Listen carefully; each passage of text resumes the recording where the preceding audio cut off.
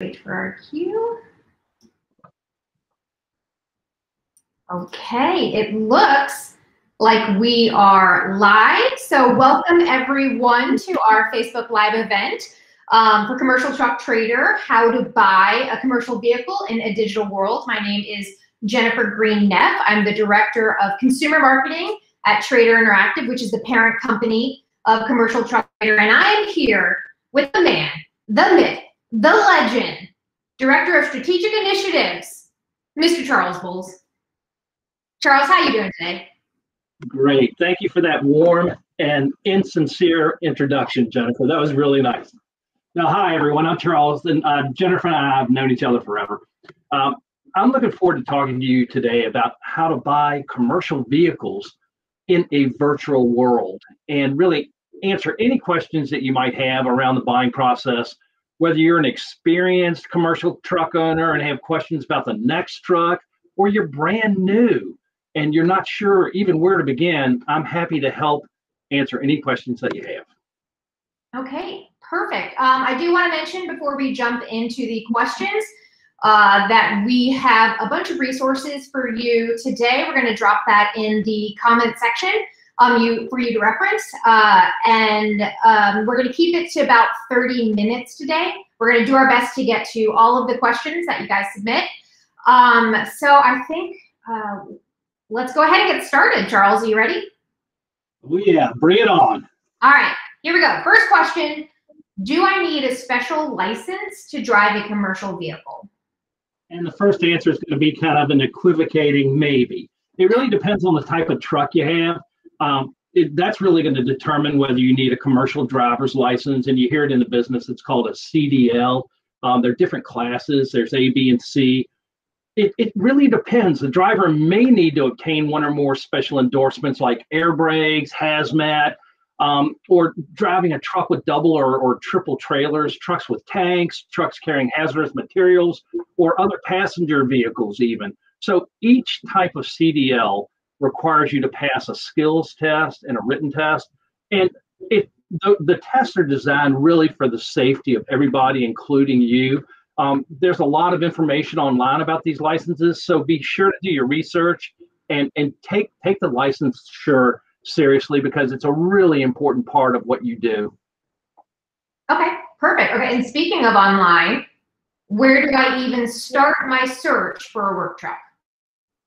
That's a great question. Whoever sent that in, that is fantastic. Remember, work trucks are tools, so they're built with specific vocations, applications, or jobs in mind. Like everything else, start your search on Google. And so if you know the category of the vehicle or vocation of the vehicle, begin by searching using terms that will deliver the most accurate results. Let's say, for example, if you're looking for a landscape truck, type this into Google: landscape truck for sale near me. Or let's say you live in Houston, you can type in landscape truck for sale, Houston, Texas.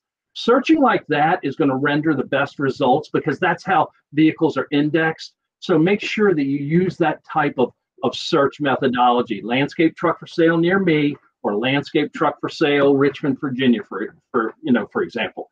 Now, if you're not sure of what type of vehicle you need, and believe me, you may think you know, but as you start to do some research, you'll say, man, it may be more to this than I thought.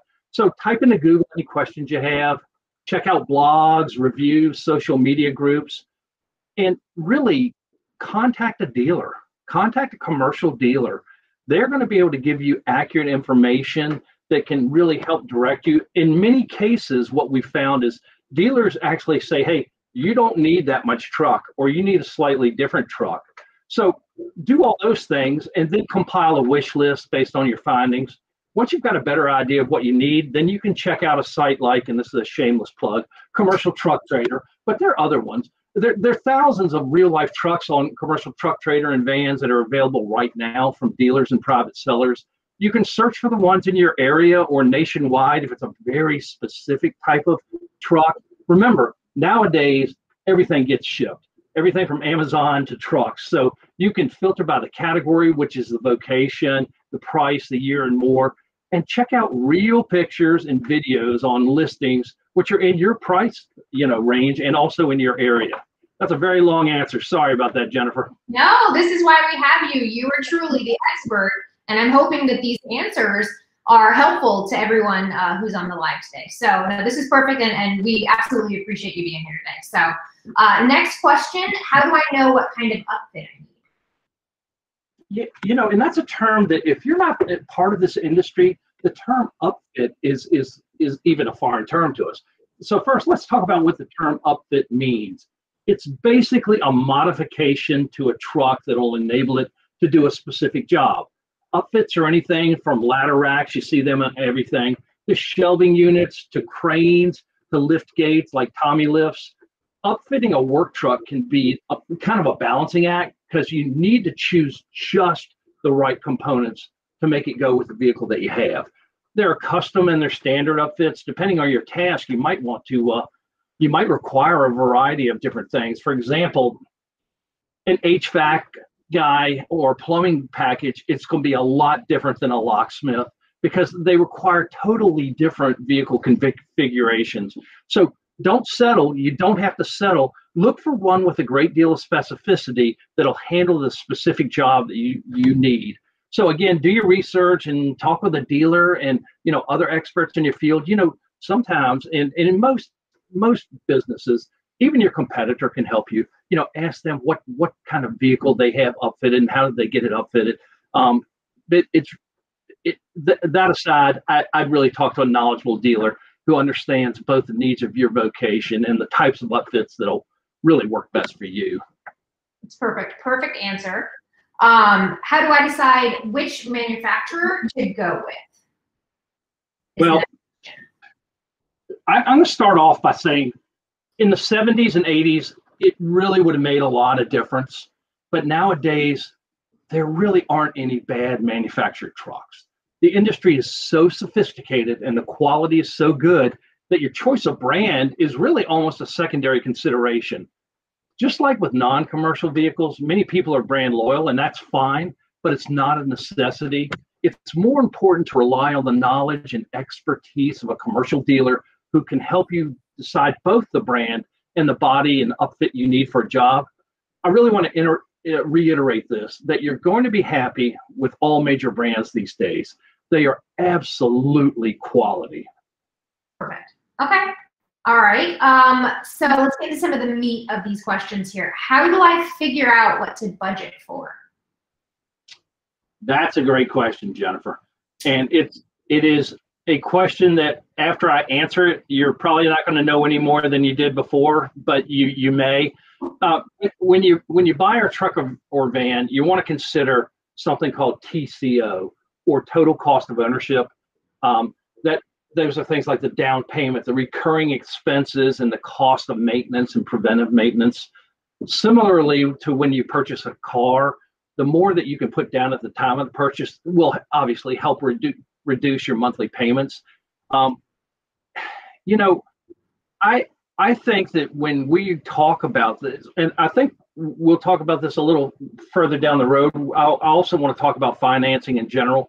But when you're buying a vehicle, recurring expenses are more than just your monthly payment. These costs will include insurance, fuel, and that can really depend on how you're using your truck. So keep all those things in mind. Okay. All right. Well, since you just mentioned financing, we have a question about how you finance a commercial vehicle and if it's better to lease or buy. I know this Facebook Live is about essentially buying, but what are your thoughts on leasing versus buying? Leasing is a wonderful option, and approximately 40% of all commercial vehicles are leased. So it's like with a non-commercial vehicle, you can obtain financing from a dealership or from a third party. There are lots of options. So financing is really going to be specific to your needs. I'll tell you this, the great thing about leasing is that all of your preventative maintenance and all of these other components are wrapped up into the lease payments. So month to month exactly what you're going to be spending. And just like with any new vehicle too, there's also the warranty associated with it. So it's not, either way works. I tell you, I'm not an accountant, but I'll just give you some advice as a non-accountant, that there are some real advantages to purchase. Section 179 and Section 168 of the tax code allow you to have accelerated depreciation when you buy, and in certain cases when you actually lease as well. So when you go and you talk to a dealership, and when you talk to a bank, and a lot of times the dealership themselves is going to have something called captive financing, which is their internal financing through their original equipment manufacturer. They can offer you some pretty great rates. So I would talk with them specifically about your needs. Really, when you're in a business, it's important that you know what your payments are going to be approximately, and you also have an idea of what else you may need, and get with them and have them help you figure out what those terms are that are going to best suit you. And also, and the last thing is, it's important to consider residual value. That's the value at the end of the term or at the end of a lease. When you get ready to trade that vehicle in, that's going to be critical. Residual value is how much is it worth at the end of this term. And a well-maintained vehicle is going to have a significantly higher residual value. So whatever you buy, treat it well, because then you'll be able to turn it in for a higher value. Okay. And for the folks on the live right now, if you learned nothing else from today, know that Charles loves his acronyms. So what have we learned? So TOC, cost of ownership, and original equipment manufacturer. Anything else you can think of off the top of your head, Charles? Well, I like LOL and OMG. Those are also my favorite. Okay. So here's a good question, and this is when we start talking about a digital environment. I'm sure there are folks that are tuning in today that probably still like to thumb through a publication, right? And so we have a question: can I really tell enough from an online listing to make a purchase? It's funny when you talk about thumbing through stuff. I have a huge section of old Alfred Hitchcock paperbacks, and I've gotten to the point now where I can't even read them anymore, so I use them to start my grill. It's kind of a shame, but there was a time and place for paper, and good Lord, Jennifer and I were in that for a long time. So, but nowadays, online gives you so much more information. It gives you not only an opportunity to see the vehicle, but you're also it enables you to talk with the dealer, request additional photos and videos. You can live video chat. There's so many applications and things you can do now. And what's important, and this is something I think, if you take away only a couple things from the seminar, one of these things is really look for the dealership that really does a good job of representing the vehicle online, because that person really understands what they're doing. If they have a lot of photos, if there's a price, if there's a great description, those are the important things that you need to look for, because just like any other major purchase, particularly if you're doing it virtually, you want as much information as possible, and you want somebody on the other end who's just as committed. I don't think any of us enjoy talking, and I am a salesperson, but enjoying talking to a salesperson and not knowing what the price is, or not knowing as much information, because now you have the power. Almost everything that you were going to ask a dealership in the past after looking at something on print, you know it. You know it before you contact them. So you're really in a position, you've got the research, you know what it costs, you've probably done some preliminary financing stuff. So when you actually are talking to that dealer at that point, it's because you spent so much time looking at these extensive online listings that we have nowadays. That's amazing. Is there anything else that when you're looking at these online listings that folks should consider? I mean, I know you mentioned photos, videos. Videos a thing. I mean, that's definitely something you're not going to be able to thumb through in a publication. Am I right? Yeah, and the interesting thing about videos, and I'll tell you, I have this preference. It may be bizarre, but I like the rougher the video, the more realistic it is. If it's somebody like me talking rather than some slick person, I feel much more comfortable. I feel like I'm there on the lot with them. And almost half the listings now on Commercial Truck Trader, and I'm sure the other sites as well, have videos. And what's interesting is it gives you that feel like you're actually there. And you know, if the one thing I want to go back to is, if after the end of the video or end of the research you want more information, a lot of these dealers will FaceTime you or chat with you, and you say, hey, can you go to the back of the vehicle and open that drawer again? Or can you show me the rubber? And particularly if you're buying a used truck, remember, the rubber is so expensive, or the tires. So make sure that you've got as little wear as possible, and make sure that you can get some service out of those tires. Those are the things that you maybe can't see in the description, but you know, you can ask them to actually show you that. So Jennifer, that's another very long answer, but that's all I got. Well, no, but it's helpful and it's thorough, and I think that's the purpose of this live, right? I think that you can research anything and get these kind of high-level questions, and the purpose of today was to dive a little deeper, which is, I think, it's hopefully what we're doing for all of you. So let's shift gears a little bit, and if you could tell me your thoughts on the pros and cons of new versus used. I think we know a lot of those already, and I think whoever wrote that question is asking for a greater degree of specificity than just, you know, used vehicle has more miles on it and things like that.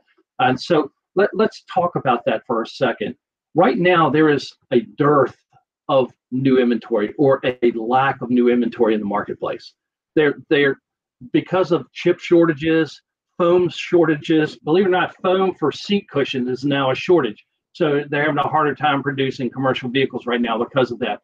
But because there is such a lack of new inventory, oftentimes used is a great alternative, particularly if you're buying from a dealer, and particularly if you can buy something called CPO, or certified vehicle. It just escaped me.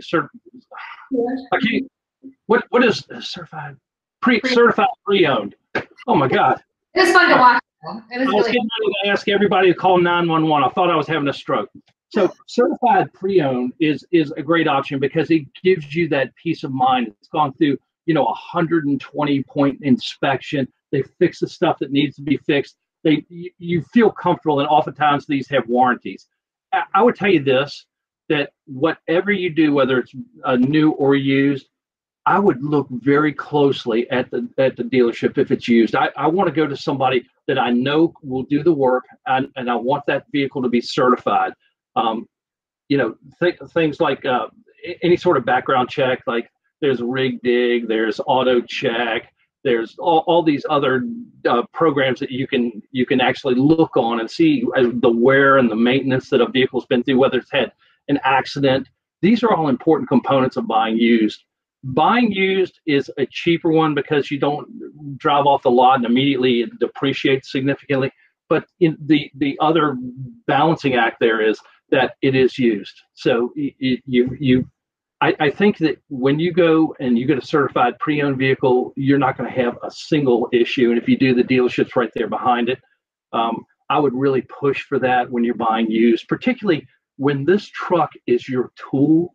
It's not as if that you can just, if it breaks down, you can go to Enterprise and get another, you know, Class 5 dump truck. It's just not available. Every day that your truck is not in service it's going to be costing you money. So whatever you do, make sure that you feel comfortable that it's going to be serviced. Okay, perfect. All right, another question for you.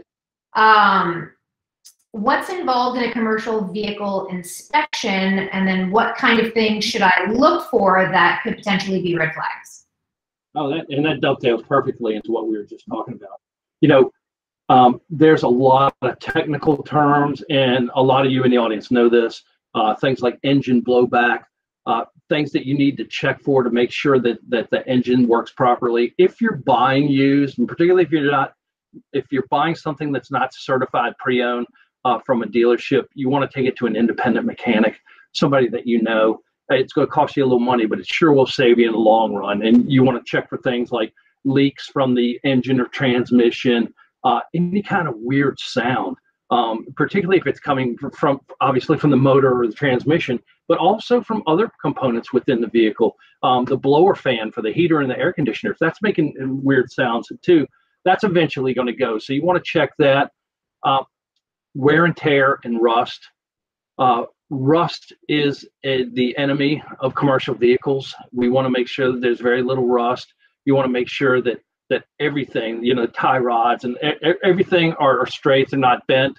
And from a comfort perspective, you want to make sure that the interior of the cab is not torn to pieces. That the seat isn't all ripped up, but also that there's not a lot of play in the steering wheel. There's not a lot of play in the shifter. The brake pedal works fine. It doesn't have any sort of bumpiness to it.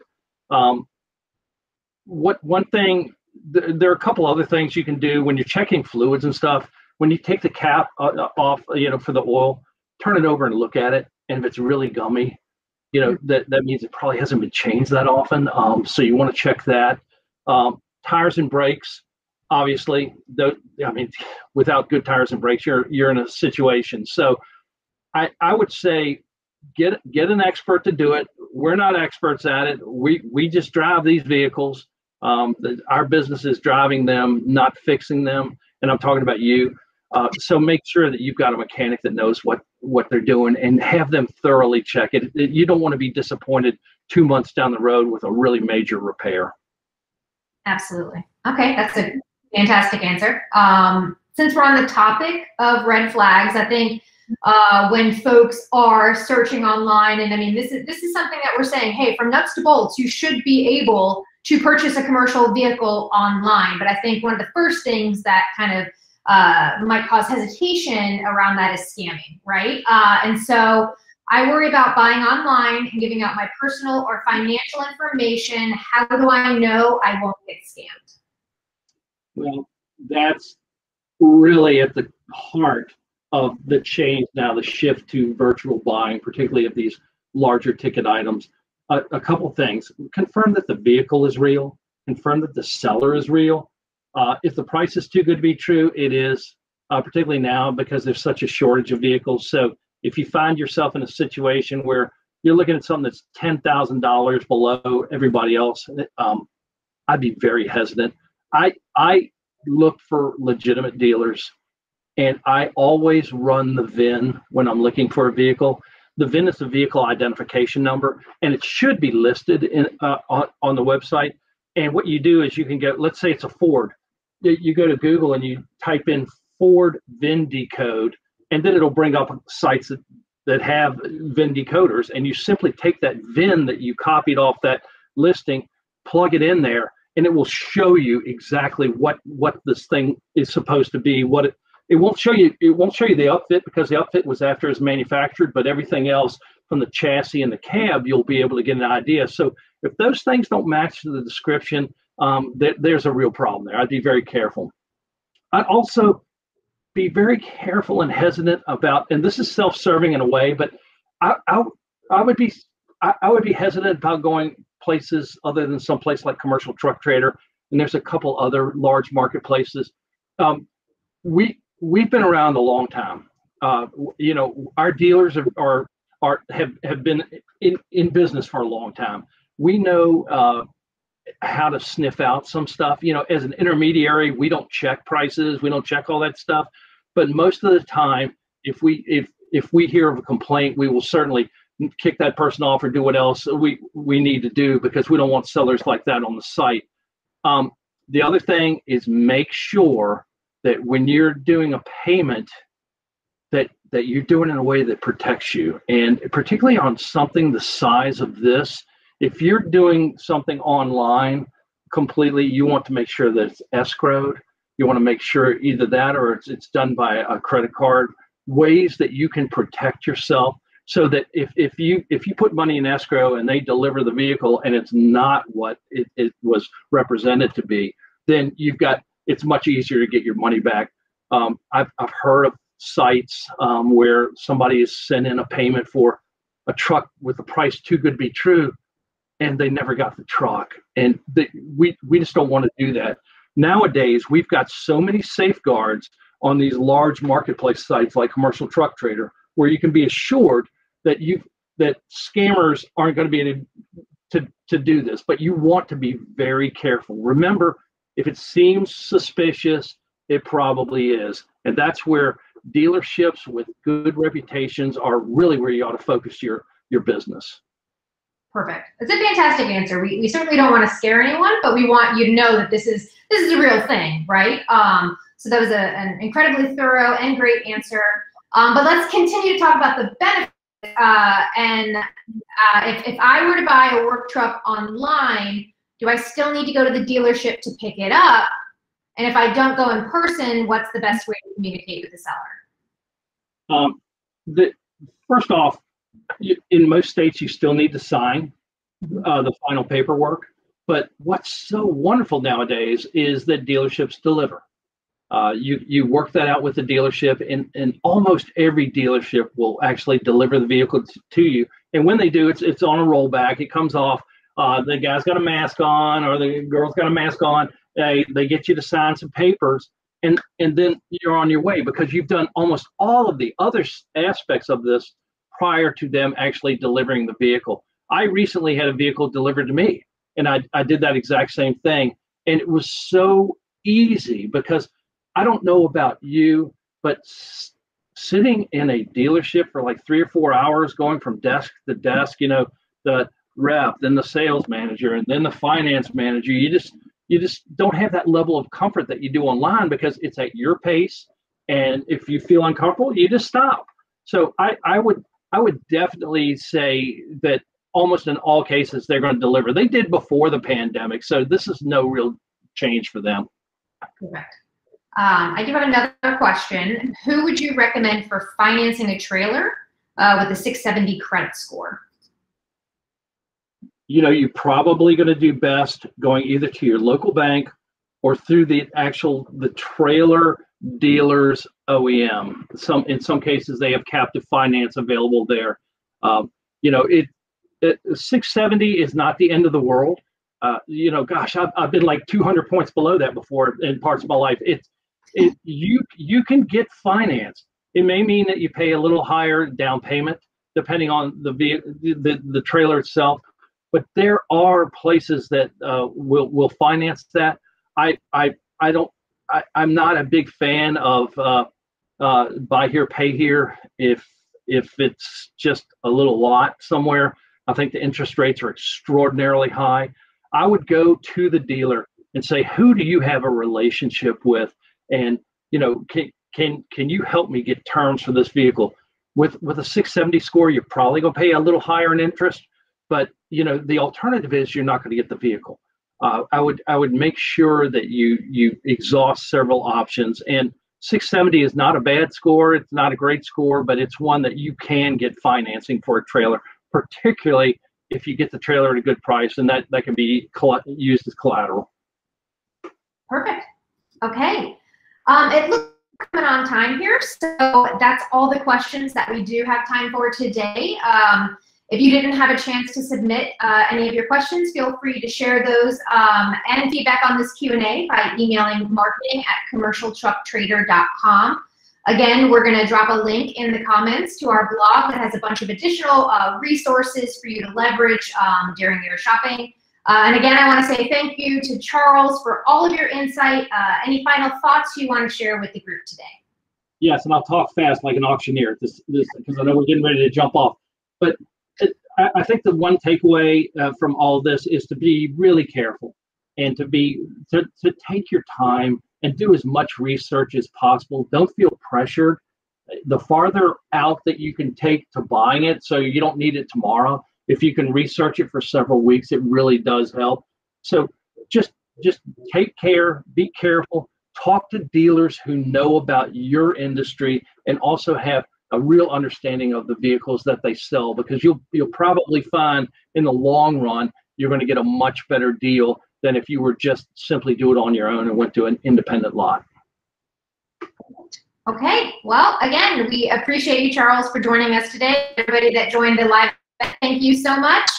Have a fantastic Monday. Thank you, Jennifer.